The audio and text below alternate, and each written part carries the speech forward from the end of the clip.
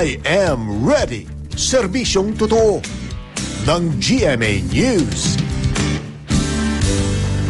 Isang namumuong sama ng panahon ang binabantayan ng Pag-asa, huli itong namataan sa layong 865 kilometers sa silangan ng Southern Mindanao. Posible raw itong maging isang bagyo na tatawaging Ophel.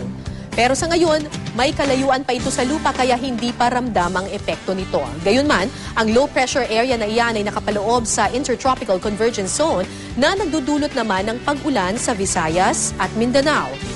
Ngayong araw, asahan po ang maaliwalas na panahon sa Luzon. Maliban na lang po sa Puerto Princesa. Dito sa Metro Manila, magiging maalinsangan naman ang panahon. Mababa rin ang tsansang umulan sa maghapon.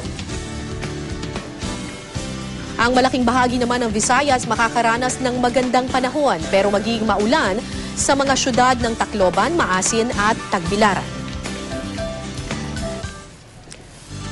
Samantala sa Mindanao, uulanin din ang mga syudad ng Surigao, Zamboanga at General Santos. Paalala naman sa mga maglalayag, magiging katamtaman hanggang sa malakas ang alon sa eastern seaboard ng bansa.